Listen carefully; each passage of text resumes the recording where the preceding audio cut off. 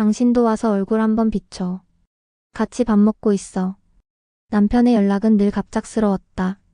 퇴근하자마자 소파에 기대 앉아 있던 나는 한참을 망설이다 결국 집을 나섰다. 식당까지는 걸어서 5분 남짓.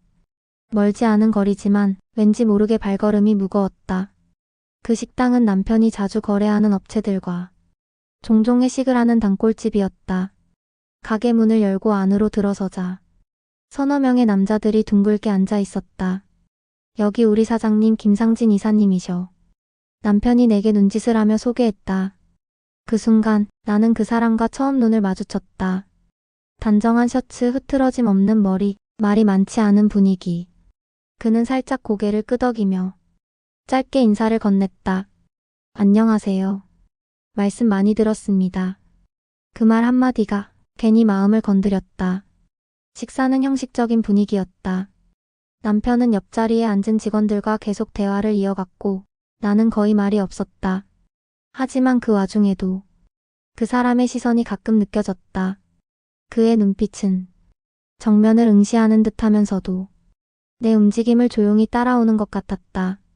길지 않은 순간들이었지만 나는 그 시선에서 묘한 집중력을 느꼈다. 식사를 마칠 무렵 그는 명함을 내밀며 조용히 말했다. 혹시 남편분 연락 안 되면 저한테 편하게 연락 주세요. 요즘 워낙 바쁘시다고 들어서요. 그 말은 지극히 일상적인 배려였지만 왠지 그 명함을 받아드는 순간 손끝이 살짝 떨렸다. 집으로 돌아오는 길 나는 명함을 몇 번이나 꺼내봤다. 그 사람의 이름, 폰트, 회사 주소, 모든 게 괜히 선명하게 느껴졌다. 당신 그 사장님 결혼 안 하셨어? 아, 상진이 형? 이혼했어. 벌써 67년 됐을걸? 남편은 아무렇지 않게 말했다. 하지만 그 말이 이상하게 마음속에 오래 맴돌았다. 그 사람은 과묵했지만 불편하지 않았고 거리를 유지하면서도 상대의 감정을 먼저 살피는 사람이었다. 나는 그의 미소를 몇 번이나 떠올렸다. 정확히 웃었다고 하긴 어렵지만 내 인사에 분명 입꼬리가 살짝 올라가 있었다. 그리고 그게 이상하게 자꾸 생각났다. 다음날 아침 거실 테이블 위에 놓인 명함을 또 바라보게 됐다. 김상진이라는 이름 아래 작은 회사 이름과 전화번호. 그는 단 한 번의 인사만으로도 내 일상 안에 조용히 들어와 있었다. 나는 알 수 없었다. 그게 단순한 호기심인지 아니면 감정의 시작인지. 하지만 확실한 건 그날 이후 그 사람의 얼굴이 계속 떠오르고 있다는 거였다. 그날 이후 그 사람의 얼굴이 자꾸 떠올랐다. 그가 했던 짧은 말, 명함을 내밀며 건넨 시선, 그리고 식사 자리를 마무리하며 무심한 듯 정리하던 손끝까지. 평범한 회식 자리였을 뿐인데 그 자리에 있었던 다른 사람들의 얼굴은 흐릿하고 이상하게도 그 사람만 또렷하게 기억났다. 며칠 뒤 남편과 함께 근처 마트에 들렀을 때였다. 남편은 고기를 고르고 있었고 나는 조미료 코너에서 장바구니를 들고 서 있었다. 그때 멀리서 익숙한 실루엣이 걸어오는 게 보였다. 단정한 셔츠에 검은 슬랙스, 낯설지 않은 걸음걸이. 그 사람 김상진 씨였다. 그는 마트 출입구에서 장을 마친 듯 작은 장바구니를 들고 있었다. 서로의 시선이 정확히 마주친 건 그가 34m쯤 남았을 때였다. 그는 놀란 기색도 없이 익숙한 표정으로 고개를 끄덕였다. 나는 가볍게 인사를 건넸다. 안녕하세요. 네, 또 뵙네요. 이 근처에 사시나 봐요? 그의 말투는 여전히 낮고 단정했다. 나는 고개를 끄덕이며 웃었다. 네, 근처 아파트에 살아요. 남편이 장 보자고 해서요. 그는 잠시 장바구니를 들어 보이며 말했다. 저도요. 혼자 먹더라도 뭔가 해먹는 게 낫더라고요. 짧은 대화였지만 그 순간이 이상하게 오래 머물렀다. 집으로 돌아오는 길 나는 괜히 물었다. 그 사장님 혼자서 밥 잘 챙겨 드시나 봐? 상진이 형? 나름 잘 챙기더라. 요리도 곧잘해. 남편은 대수롭지 않게 말했지만 그 말이 또 마음에 남았다. 혼자서 밥을 해먹고 마트에 들러 필요한 걸 사는 모습. 그 모든 장면이 자꾸 머릿속에서 반복됐다. 다음날 오후 문득 커피가 마시고 싶어. 근처 카페에 들렀다. 창가 자리에 앉아 책을 펼쳤지만 눈은 한 글자도 읽히지 않았다. 생각은 자꾸 그 사람 쪽으로만 흘렀다. 그가 어떤 집에 사는지, 퇴근하면 어떤 옷으로 갈아입는지, 밤에는 무엇을 보며 시간을 보내는지. 생각하면 할수록 그는 이상할 정도로 조용하고 단단한 사람처럼 느껴졌다. 말도 많지 않고 존재감이 크지도 않은데 어쩌면 그래서 더욱 자꾸 떠올랐는지도 모르겠다. 그 사람의 시선, 명함을 내밀던 손끝, 마트에서 장바구니를 든 모습. 그런 작은 장면들이 자꾸 내 안에 남았다. 그날 이후로 나는 그 사람을 잊지 못하고 있었다. 어느 날 남편이 외근 중이라며 점심을 밖에서 먹고 오라고 했다. 회사 근처에 괜찮은 브런치 카페 있는데 거기 한번 가봐. 깔끔하고 조용해. 괜히 혼자 밥을 먹으려니 머뭇거렸지만 오랜만에 혼자 시간을 보내는 것도 나쁘지 않겠다 싶어. 남편이 알려준 그곳으로 향했다. 작은 건물 2층, 나무 냄새 나는 실내, 잔잔한 재즈 음악, 조용하고 따뜻한 공간이 마음에 들었다. 창가에 자리를 잡고 샐러드와 따뜻한 아메리카노를 주문했다.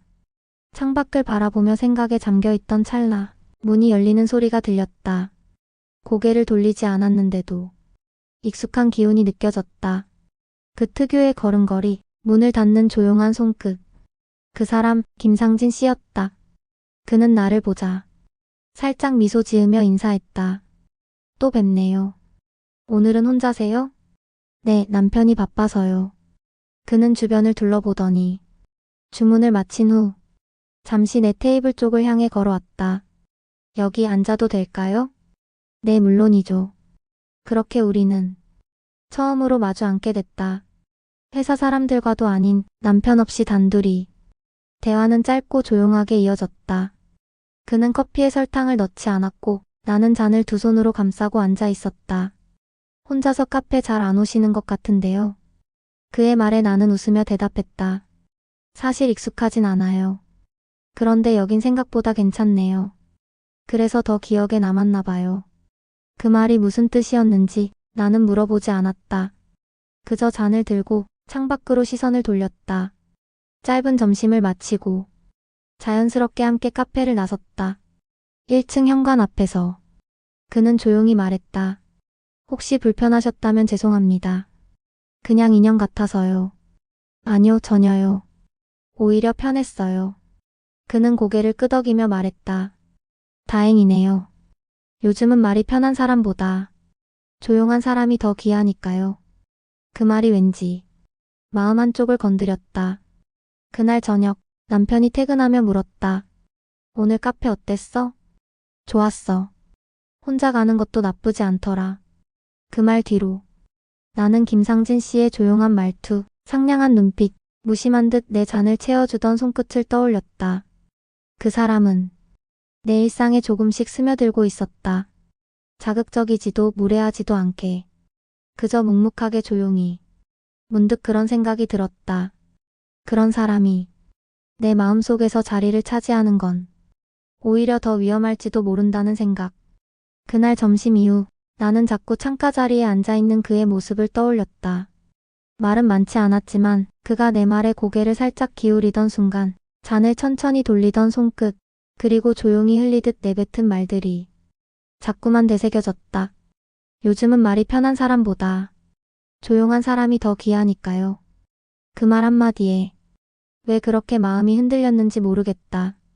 위로도 호감도 그 어떤 의도도 섞이지 않은 말인데 그 순간 나는 이상하게 나라는 사람이 그 사람에게 보이고 있다는 느낌을 받았다. 그날 이후 밤이 유난히 조용해졌다. 남편은 일이 많아졌는지 평소보다 퇴근이 늦어졌고 집에 들어와서도 말수가 줄었다. 피곤하지? 내 물음에 남편은 고개만 끄덕이며 소파에 누운 채 잠들기 일쑤였다. 나는 홀로 부엌에서 따뜻한 물을 데워 차를 마셨고 가끔은 창문을 열어 밖을 멍하니 바라보았다. 그리고 문득문득 그 사람을 떠올렸다. 다음 주말 남편은 지방으로 1박 2일 출장을 가게 되었다. 나는 오랜만에 혼자 보내는 주말을 어떻게 써야 할지 고민하다가 카페 생각이 났다. 지난번 그 카페, 그가 앉아 있었던 창가 자리, 잔잔한 음악과 따뜻한 조명. 나는 그 자리에 앉아 창밖을 보며 책을 펼쳤지만 역시 한 페이지도 읽히지 않았다. 오히려 그날의 대화, 그가 앉았던 모습, 그리고 마지막에 말했던 한마디만 자꾸 떠올랐다. 집으로 돌아와 저녁을 간단히 차려 먹고 샤워를 마치고 나오니 왠지 모르게 허전함이 더 크게 느껴졌다. TV도 켜지 않았고 핸드폰도 멀리 두었다. 그냥 조용한 방 안, 불빛도 어둡게 낮춰진 거실에서 나는 차를 한 모금 마셨다. 그리고 괜히 그의 명함을 꺼내 들었다. 김상진 대표. 그 아래 전화번호와 이메일 주소. 이 명함을 받고 며칠이 지났는데도 나는 아직 그 번호 한번 누르지 못했다. 하지만 그 숫자 하나하나를 기억하고 있다는 게 내 마음을 들켜버린 기분이었다. 밤이 깊어질수록 그 사람의 목소리가 더 또렷하게 떠올랐다. 그는 낮은 목소리로 짧게만 말했지만 그 안에 담긴 무게는 긴 여운으로 남았다. 혼자인 시간이 익숙했던 나인데 왜 요즘은 그 조용함 속에 다른 사람의 온기를 찾게 되는 걸까? 내가 원한 건 따뜻함이었을까? 혹은 조용히 나를 바라봐주는 그 사람의 시선이었을까? 나는 그날 밤 그 사람의 얼굴을 떠올리며 잠들지 못하고 가만히 불 꺼진 천장을 바라봤다. 그 주 금요일 퇴근한 남편은 평소보다 더 피곤해 보였다. 나 내일도 출근해야 될 것 같아. 토요일인데 상진이 형이랑 일정이 하나 잡혀서 오후쯤 나가야 할 듯. 그 이름이 그렇게 자연스럽게 다시 들렸다. 김상진. 그 사람. 나는 고개를 끄덕이며 자연스럽게 물었다. 그분 요즘도 혼자세요? 남편은 대수롭지 않게 대답했다. 응. 뭐 익숙하대. 다음날 남편은 오후 늦게 외출했다. 나는 평소보다 느긋하게 저녁을 준비하고 거실에 앉아 음악을 들었다. 그런데 저녁 7시쯤 문자 하나가 도착했다. 김상진. 혹시 지금 잠깐 시간 괜찮으세요? 근처에 있어요. 어떻게 내 번호를? 순간 놀랐지만 생각해보니 예전에 남편이 단체방에 한번 저장한 적이 있었다고 했던 게 떠올랐다. 잠시 망설이다가 나는 조용히 답장을 보냈다. 저녁 준비하던 중이었어요. 근처세요? 그는 금세 답했다. 근처 공원 벤치에 있어요. 그냥 걷고 싶어서 나왔는데 어쩌다 이쪽까지 오게 됐네요. 내가 먼저 말을 꺼냈다. 잠깐 나가볼게요. 집 앞 공원, 가을이 깊어가는 저녁이었다. 그는 벤치에 앉아 따뜻한 음료를 손에 쥔 채 나를 기다리고 있었다. 괜찮으세요? 추워요. 괜찮아요. 오히려 이런 날씨가 더 좋더라고요. 그는 내게 따뜻한 라떼 한 잔을 건넸다. 오다 보니까 괜찮은 카페가 있길래요. 혼자 마시긴 아쉬워서. 조용히 웃음이 났다. 말없이 건네는 커피 한 잔이 괜히 따뜻하게 느껴졌다. 우리는 공원을 한 바퀴 천천히 걸었다. 서로에게 부담스럽지 않게, 자연스럽게, 마치 원래 함께 걷던 사람처럼. 이 근처, 생각보다 조용하네요. 맞아요. 사실 그게 좋아서 이쪽으로 이사 왔어요. 혼자 계시면 가끔 외롭지 않으세요? 그는 한참을 침묵하다가 말했다. 외로운 날도 있죠. 근데 혼자 있다는 게 꼭 외로운 건 아니라는 걸 요즘은 조금 알겠더라고요.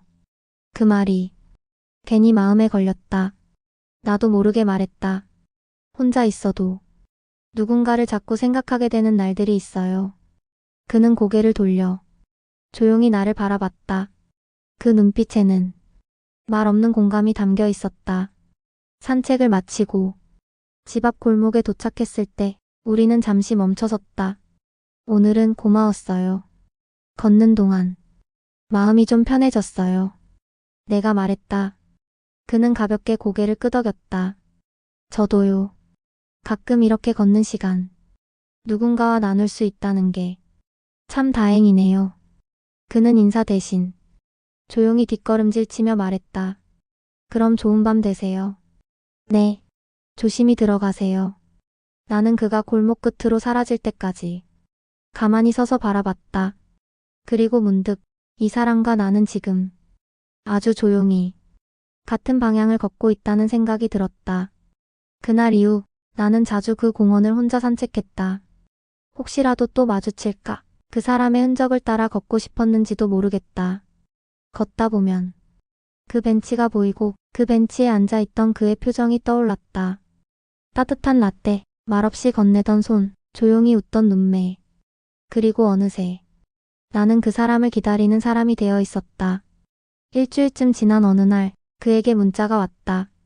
혹시 오늘 저녁 시간 괜찮으세요? 식사 한번 대접하고 싶어서요. 그 메시지를 읽고도 한참을 답장을 보내지 못했다. 하지만 결국 내 손가락은 짧은 문장을 눌렀다. 네, 좋아요. 작은 레스토랑이었다. 붐비지 않는 곳, 잔잔한 음악이 흐르고 조명이 낮게 깔린 테이블. 불편하지 않으세요? 그가 물었다. 나는 고개를 저으며 웃었다. 아니요. 이상하게 편해요. 말이 없는데 그게 더 좋을 때가 있더라고요. 그 말 참 고맙네요.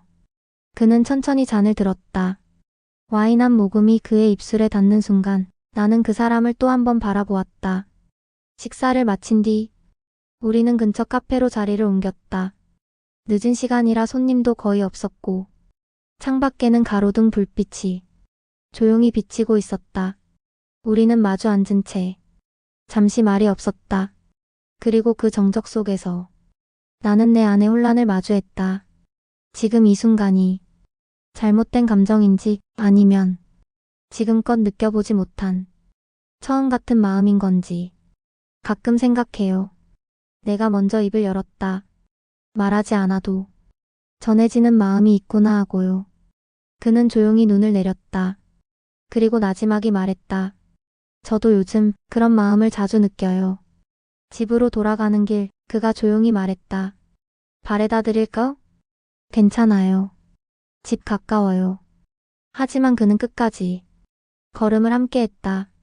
우리 둘은 말없이 걷는 거리 속에서 더 많은 감정을 나누고 있었다. 집 앞 골목 어느새 발걸음이 멈췄다. 나는 그에게 고개를 살짝 숙여 인사했다. 오늘 감사했어요. 즐거운 시간이었어요. 그는 한참을 나를 바라보았다. 그리고 조용히 말했다. 오늘 말을 아끼는 게 맞을 것 같네요. 나는 고개를 끄덕였다. 그래도 알 것 같아요. 그 밤 우리는 아무 말 없이 마주 섰다. 가까운 거리, 닿지 않는 손끝. 하지만 분명히 같은 온도의 마음이었다. 현관문을 열고 들어오자 낮게 울리는 바람 소리가 들렸다. 그 조용한 틈 사이로 나는 그의 얼굴을 떠올렸다. 그리고 문득 이 관계가 어디로 흘러갈지는 모르겠지만 지금 이 감정만큼은 분명히 진심이었다는 걸 깨닫고 있었다.